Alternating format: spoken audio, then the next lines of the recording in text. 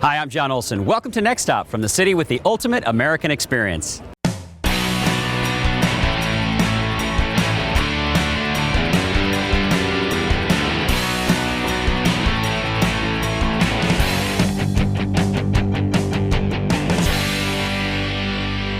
Welcome to Next Stop from our nation's capital, Washington, D.C., the ultimate American experience. On this episode of Next Stop, we'll experience monuments, museums, local music, and so much more. The fun starts now. One of my favorite things about hosting Next Stop is I get to try new things. Today, we're going to tour D.C. on Segways.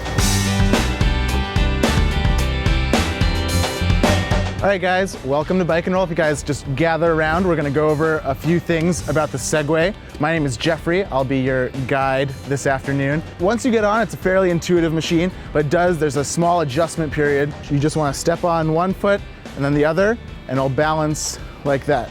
Another important thing to notice when you're getting on the Segway is where your feet are. If your feet are too forward, the Segway is going to automatically go forward. If your feet are too backwards, the Segway is going to automatically go back. You want to just step up onto the platform here. Yeah. Oops, there you go. You good? Yep. All right. All right. So come back. Oops, your turn. Now. All right, Kelsey. In this direction here. Good.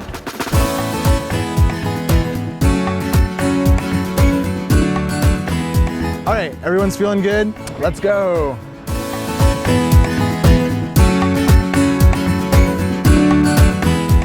So this is the Navy Memorial here. We've got 4 different fountains representing 4 of the different oceans. The memorial itself, there's one statue over there that's called the Lone Sailor. Represents anyone who has ever served, is serving, or will serve in the United States Navy.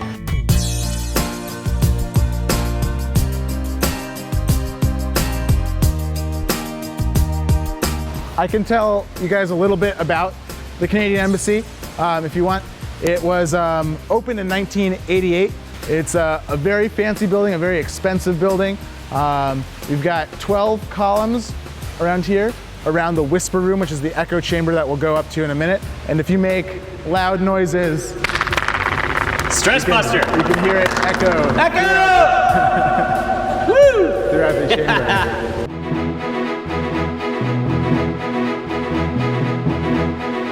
So this is the United States Capitol building. Some people think it's the White House. They're wrong. So originally it was a much smaller building. You can see the lighter color marble here represents the original building. The statue on top is called Freedom. It's facing east as it goes, people say, so the sun will never set on the face of freedom. So this is the Smithsonian Castle. The castle now functions as a visitor center. You can go in, get information about the different museums, where to go, plan your trip. What's your favorite aspect about D.C.? One of the things I like about D.C. is that it's a planned city, that it's laid out in a grid. This is a beautiful city. It's planned very well. And what a great way to see it. Copenhagen might be the city of bikes, but Washington, D.C. is the city of Segways. This is our 10th year in business, and we mostly did bike tours and bike rentals. And when I started, I had 50 bikes, and now we have 700. Whoa. And so now I have 10 Segways, and we'll see how many I have in 10 years.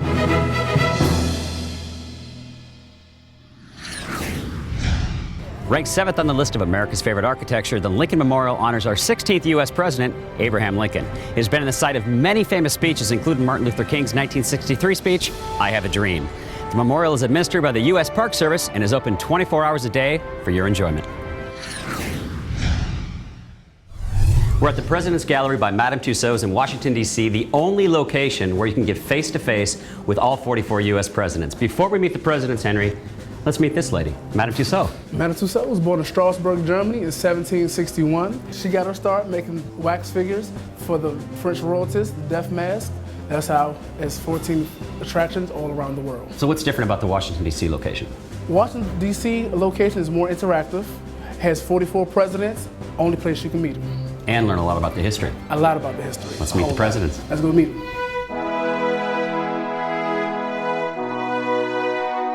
So obviously I know who this guy is. Father of our nation, George Washington. Tell me something about George we don't know. We know he's the father of our nation. He was the only president unanimously elected by the Electoral College. I bet you didn't know after he was elected, he only had one tooth left. I did not know that. Yep. He refused to wear dentures. He actually wore false teeth that were made of hippopotamus, human, and elk teeth. You're kidding. No, serious.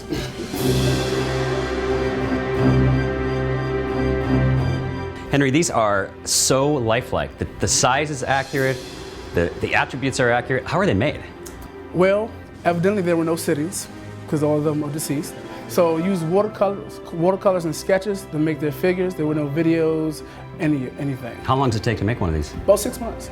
So I saw the special on HBO on John Adams. He was a feisty guy. Yeah. What else can you tell us about him? Well, he's the first president to live in the White House. I bet you didn't know that. I did not know that. There's something else about these two. They both died on the exact same day. Same day. Sounds like a conspiracy to me, but I'm not going to say anything. What are the odds of that? One of my favorite presidents. Lincoln, Abraham Lincoln. Here we go. Abraham Lincoln, first president to be assassinated while in office. So you have other figures that weren't presidents. We have a lot of other figures, such as Rosa Parks. Oh, let me have that seat. We don't care. I'm not going anywhere. Rosa didn't. Me either. I'm not afraid of the police. Parks. From civil rights to a lunar landing. Lunar landing. Buzz Aldrin and Neil Armstrong. Right Look, here. Mom, I'm on the moon. Hey! To present day, Michelle and Barack Obama. Michelle and Barack. You got game. What a fun job you have. Fun job. You get to meet a lot of great people, including yourself. Likewise, great to meet you, Henry. Great to meet you, too. You too, Barack. Michelle? You don't get it. You don't. Hey, that's my one. Now let's learn a few fun facts about some of the other presidents. Like, did you know President Reagan began his career as a radio sports announcer in Davenport, Iowa? President Ford received offers to play for the Green Bay Packers and the Detroit Lions. President Eisenhower was the first president to have his inauguration broadcast on television. My fellow Americans, I want to thank Henry again for a wonderful tour. Now it's time to party with some celebrities.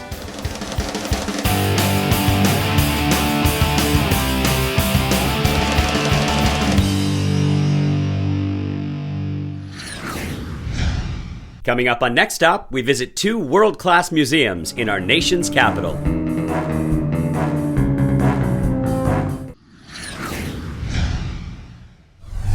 Washington, D.C. has a wide variety of wonderful museums. Today we're visiting Newseum, featuring over 5 centuries of news, and the International Spy Museum, celebrating the wonderful world of international espionage.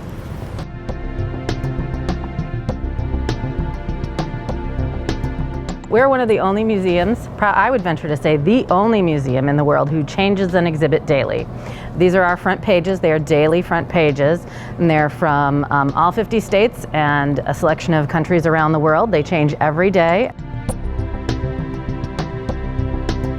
What are the highlights that we should definitely check out? Well, you're going to definitely want to check out the Pulitzer Prize photography exhibit. The gallery there features photographs from all the Pulitzer winners, as well as some of the cameras used by the photographers. And it's a great place where you can really dig in and learn about, not just see the photo itself, which is amazing and resonant enough, obviously, having won a Pulitzer, but you can dig in and get the story behind the photograph, get the journalists, the photojournalists' view and understand what was going on, how they were experiencing things.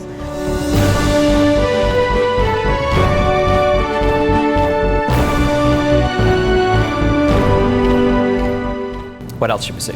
So you want to see the Berlin Wall. We have 8 pieces of the original Berlin Wall here on exhibit in Washington. I don't think anybody alive today in our generation will ever forget the horrible tragedy of 9/11. Absolutely not, and we have a special gallery here dedicated to 9/11 and understanding in particular how and why journalists did what they did on that day. But it also includes some amazing objects, the most iconic of which is surely the communications tower from the antenna from the top of the tower.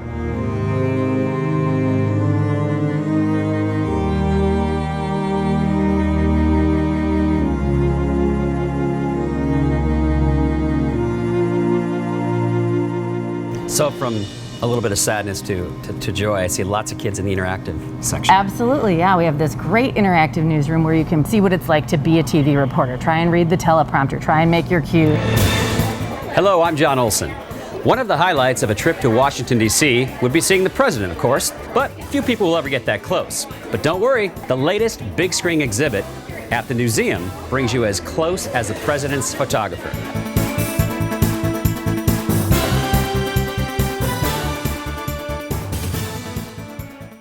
The International Spy Museum has the largest collection of spy artifacts of any museum in the world, and it just so happens we have an actual former spy taking us on tour today. Let's go back to what got you into the world of spy and espionage.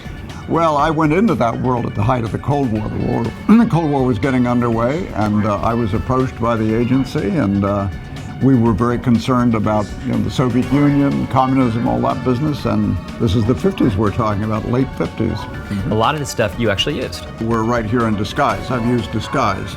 We're here near bugging equipment and so forth. I've used that sort of thing, not necessarily everything here, but certainly the elements of espionage that are depicted here I've been involved in, yes. So we think of spies, I mean, everybody's intrigued with the life of a spy. You have James Bond. Okay. You think of it as the Bond experience. All right. How much of it is like Bond? My easy answer is all of it. But of course, that's not quite true, is it? Okay.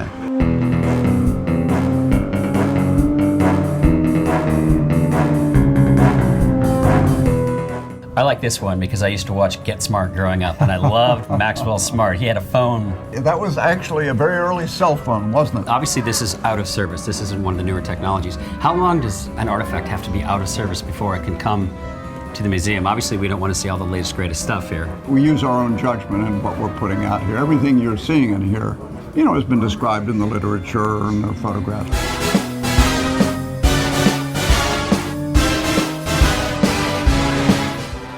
So Peter, I love this one particularly because you actually wore a jacket like this. That's true. What was that like? Okay. This is called the buttonhole camera, okay? Because the lens is in the buttonhole. In other words, if we could open and close the lens, you would see it like a little eye down there. So this exhibit is really for the birds. That's one way of putting it, but this is one of my favorite exhibits. Woody's got a camera hanging off of him, and what that camera has is an automatic shutter release. So when the pigeon flies, the shutter release starts taking pictures. Well, thank you for having us. This has been a lot of fun. It's a pleasure. Pleasure to meet you.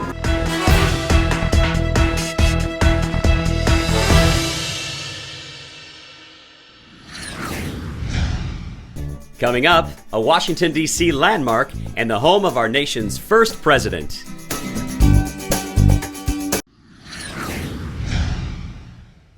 No trip to the Washington, D.C. area would be complete without a visit to one of the most famous homes in America, George Washington's Mount Vernon. George Washington inherited the house from his half-brother Lawrence, and really this became his living biography. He added onto the house over the course of the 47 years that he lived here. This was his home, this was his land. He once wrote that there's no estate in United America that's as pleasantly situated as this, and we're inclined to agree when you look at the beautiful view of the Potomac River that he enjoyed and the care that he took in manicuring the lawns and really creating a statement, but also, being true to his roots. He was a Virginia farmer, and that's what he thought of himself first and foremost as a farmer. Let's go check out his fields. That sounds great. Let's see what he's growing today.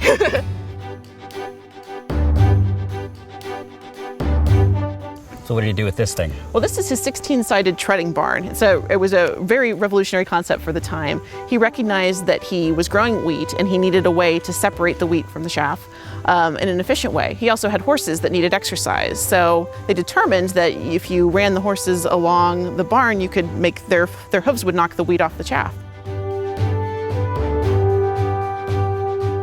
So these are the slaves' quarters. These are the slaves' quarters for the household slaves. So the ones that were working in the kitchen, in the house, assisting the family.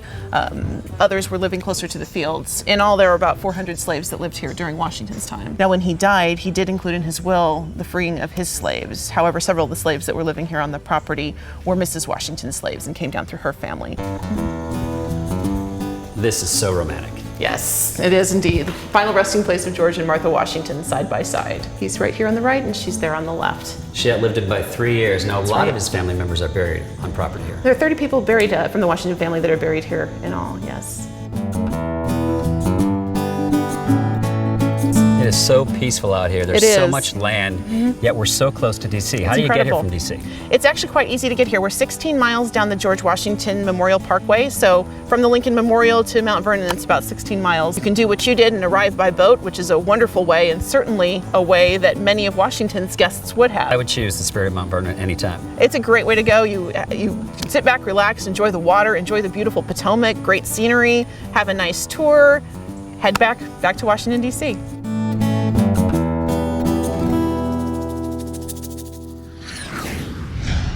Did you know from President George Washington's administration all the way through FDR's, inaugurations were held on March 4th, with few exceptions. This was changed by the 20th Amendment to the U.S. Constitution to January 20th to avoid the post-election lame duck period. I mean, think about it. It seems like a long time now, from November to January until the president takes office. Imagine adding a couple extra months. What's the incumbent president to do? If you didn't know this before, now you do. Many famous people have stayed here, from the Dalai Lama to Frank Sinatra to heads of state. This week, it houses next stop, the Madison Hotel. Jim, thanks for having us. Hey, thanks for being had. So who was President Madison and who was Dolly? Let's start there. President Madison played a very important role in colonial politics. He was actually one of the co-authors of the Federalist Papers. And of course, Dolly Madison played a real pivotal role in entertaining heads of state from all over the world at that time. So President Kennedy was here for the opening of this hotel. That is right. That is correct. A lot of famous people have stayed here. When it was opened by JFK in 1963, there wasn't really a hotel in Washington that had all the amenities and service and ambiance that the Madison had.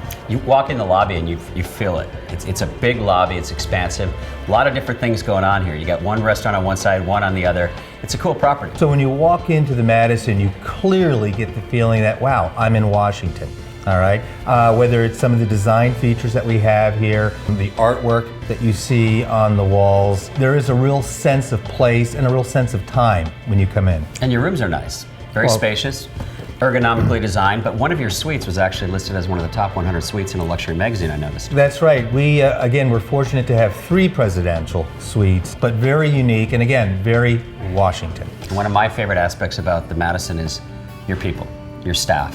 The minute we walked in, they knew who we were, and every time we walked through the door, they greeted us and said, "Welcome back," you know, almost by name every time. It's really impressive. Fancy as this stage is, if the acting isn't good, it isn't good. Some people, you know, they want to have, you know, they want to be greeted every single time they come in, all right? And they, you know, they want that attention. Others don't. So we have to really be careful in how we read our guests to give them what they want, not what we think they want, you know, what they truly want.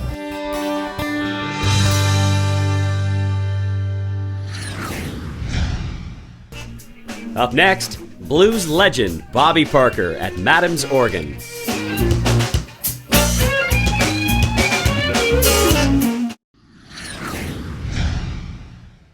Southern hospitality is alive and well in the Adams Morgan district of DC at Madam's Organ. It's just a goofy play on the neighborhood, you know? Adams Morgan, Madam's Organ. I mean, I'm not exactly a rocket scientist here, you know? I love it, though. You've had it for 20 years. You guys are celebrating your 20-year anniversary 20 this years year. next month. And in fact, the guy you've got playing was the first band I hired 20 years ago, Bobby Parker. Let's talk about Bobby Parker. This guy's a legend around here. He's not just a legend here. I mean, I had Steve Winwood and Tom Petty call me, bring him out to meet them at a show. He's the only guy that the Beatles admit to stealing from. Love it. Led Zeppelin, note for note, Moby Dick. I mean, over the years, he's played, starting in '57, you know, this guy's been playing nonstop.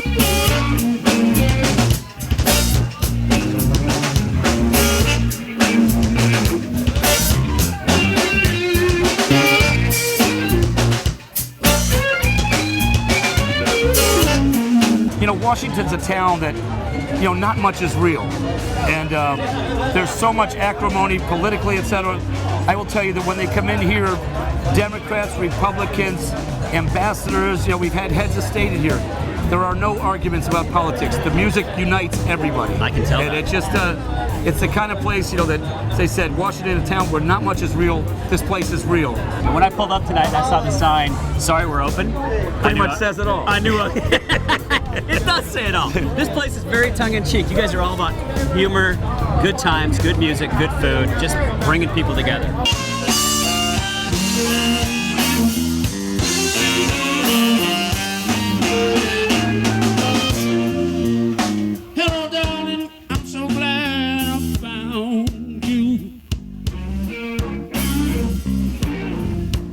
You gave me something, baby, that's here to stay. You make me feel like I'm somebody. Ooh, as I go from day to day. Oh, you make me feel so good. What happened with the Beatles? McCartney was a good friend of mine. He still is. They stole your riff, man. Yeah, I know. I know. I'm glad you said it. What's the riff? It's What good. song? I Feel Fine. What's the best memory for you? The Apollo days with all the original artists. Lil Anthony, the Imperials, Frankie Lyman, Frankie Avalon. So how do you keep it going? I mean, here we are. I'm not going to tell your age. We discussed this. But you're still bringing it. Your first hit was before I was born. How do you keep relevant? How do you keep the energy? I love the music, man, and people make me happy out there. Let me hear you say yes.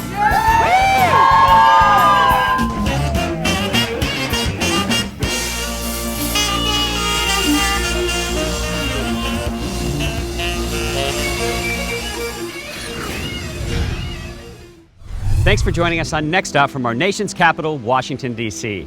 We had some wonderful experiences, met some great people, and we learned a lot. We hope you did too. Thanks to this episode's sponsors, Destination DC and the Madison Hotel, Washington, D.C. As always, a warm thank you to our good friends and title sponsors, Alaska Airlines and the Alaska Airlines Visa Signature Card. Next stop.